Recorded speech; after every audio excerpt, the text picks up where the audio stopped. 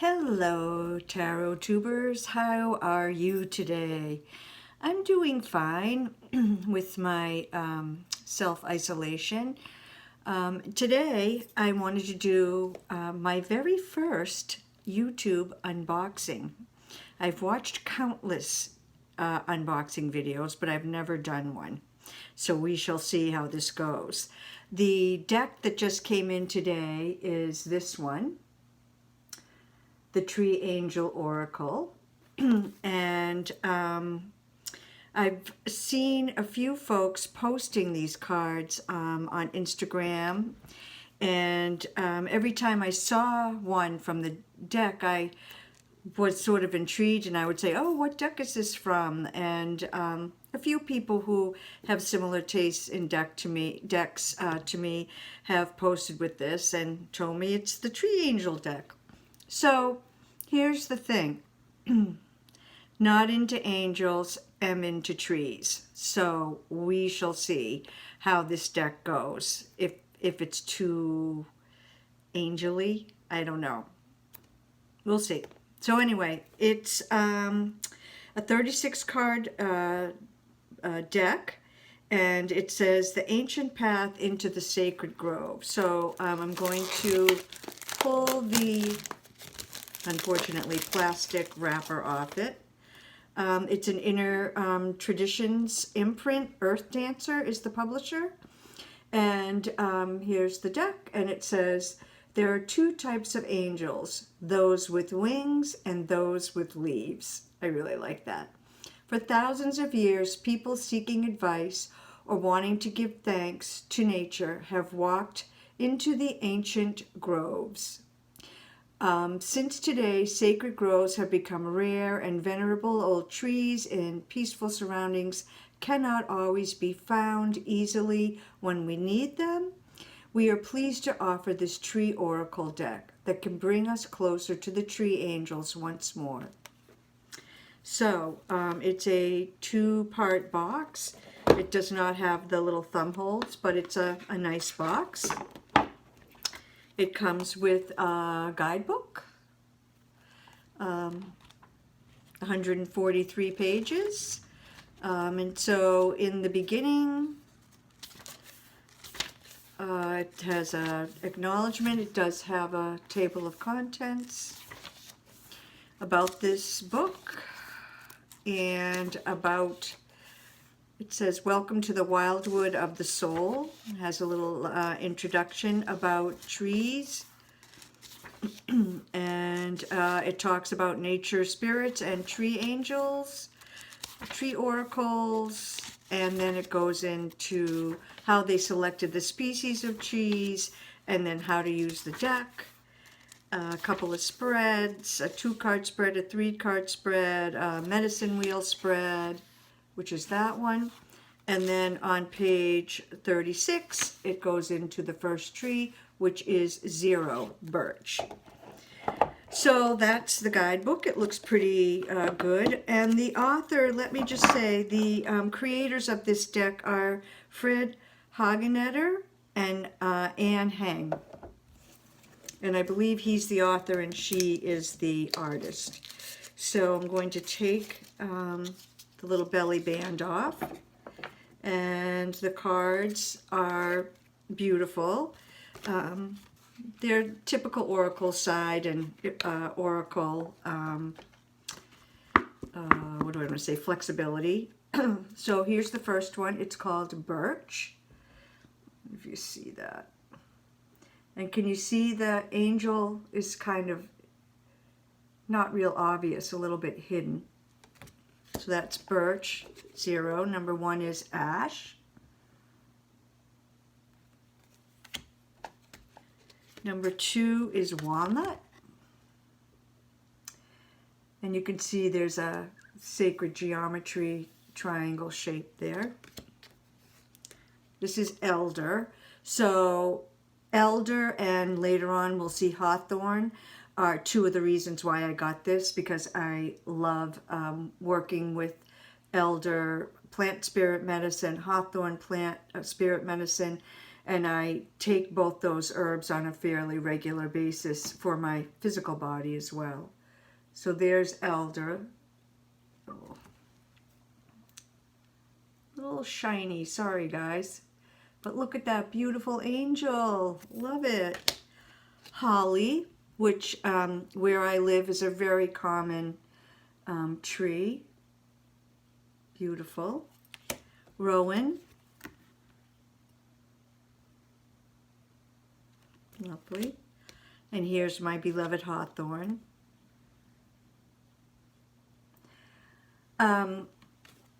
As an herbalist, I look at hawthorn and as a cardiovascular herb on the physical plane. So for heart, all kinds of different heart issues, hawthorn on the physical plane is very good.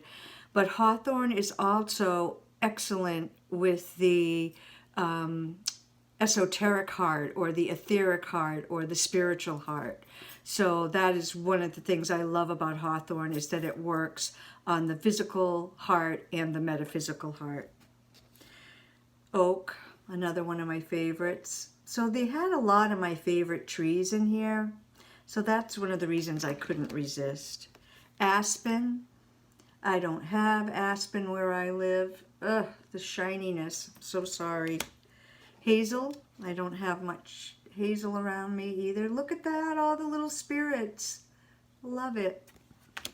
Juniper. I do have juniper, and I work with juniper as a plant spirit medicine. It grows right on the beach, right in the sand, which always amazes me. Beautiful card.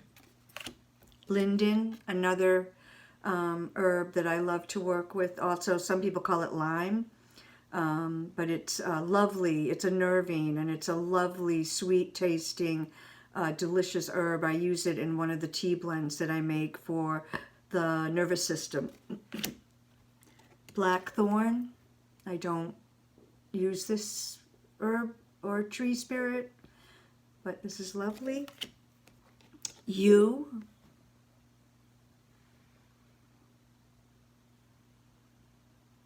Beautiful spirit. Love it. Field maple. Oh, look at that spirit of that tree. Oh, I love it. Elm, another tree that I have a strong connection to. A lot of the elms where I live have died from Dutch elm disease. It started back, I'd say, in maybe the early 60s. And really wiped out all the old beautiful elms, and there's still some that survived, but the elm population around here really did get wiped out back in the 60s and 70s and so forth. This is black poplar. Look at that spirit. So I guess I'm going to call these trees spirits instead of angels, and maybe I'll feel better about that somehow. Larch. Ugh. White willow. So as an herbalist, I know willow is a really important herb for aches and pains. Salicylic acid is in willow, and that's what they make aspirin with. So it's a great herb for achy joints and so forth. Scots pine, beautiful card, love that. Apple. We have lots of apple trees around here. Spruce, this is beautiful. Very wintry looking. Ivy, which is interesting because I don't really think of ivy as a tree, more as a plant spirit, but look at her. Beautiful. Olive. We don't have a climate where olive trees can grow here. Nor almond. But my cousin lives in Walnut Creek, California, and she has almond trees growing in her yard, and I have been there in the spring when they've been in blossom, and this is exactly what they look like. Beautiful. Hornbeam.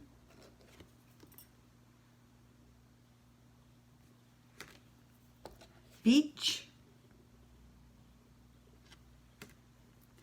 Cedar of Lebanon. These cards are beautiful. Really liking them. And the plant spirits that they call angels, I love. They look like plant spirits to me more than they do angels. Horse chestnut. Oh, one of my favorites. I do love it. When it's in bloom, it blooms around here, I don't know, the end of May or June, maybe more into June. And it is just beautiful.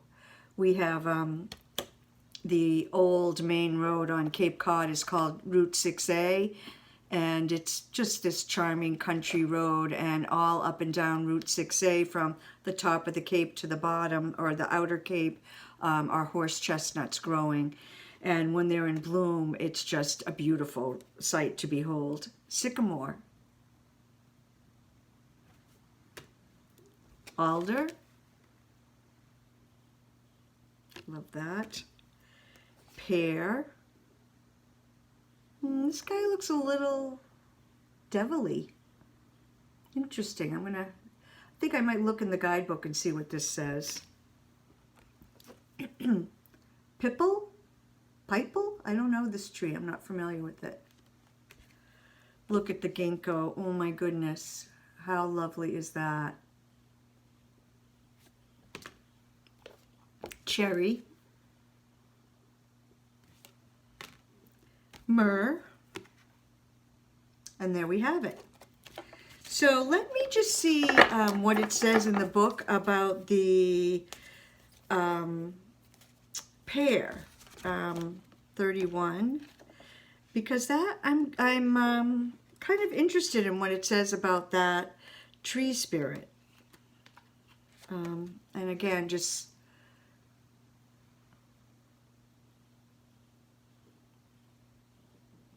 I always think pears, when held like that, form the shape of the uterus. So to me, they connect to doctrine of signatures for women's health, but there's no evidence for that, so don't take that home with you. So this says, the fruits of the wild pear are small, tart, and dry, but as early as the 2nd millennium BC, different varieties of pear were being cultivated in Persia, the Caucasus, and southern Russia. And later they were cultivated by the ancient Greeks as well.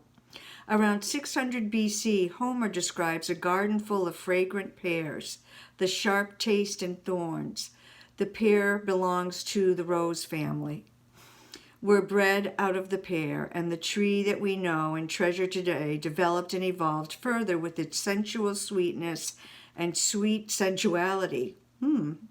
Pears are also healthy, having a generally cleansing and diuretic effect on the body, and they're cooling. All the plants, or most of the plants in the rose family, are cooling. This says reducing both fever and blood pressure.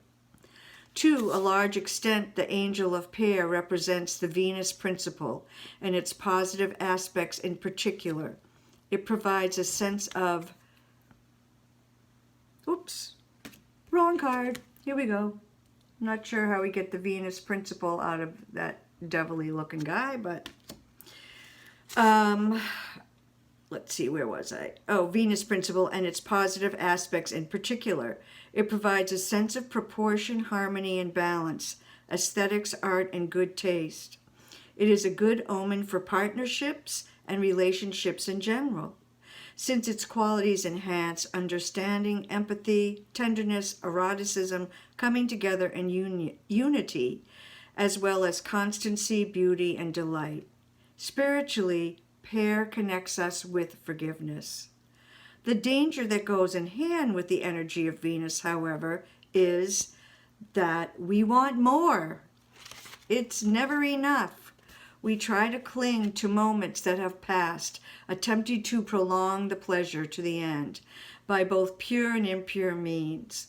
In this way, sweetness corrupts, becomes excess. So the angel of Pear also has a test for us. We must recognize that it's not just about superficial pleasure, but rather about giving ourselves and others lasting joy. Seductive beauty and sensuousness can sometimes beguile us utterly, but must not be allowed to undermine us. Otherwise our fate will be that of the wanton crew of Odysseus, who were all turned into pigs by Circe because they pursued her female servants. Remember that a tree enjoys the kiss of sunlight and the touch of the wind, and yet remains firmly rooted in the ground. Enjoy yourself without holding back. Forget your ego and pleasure.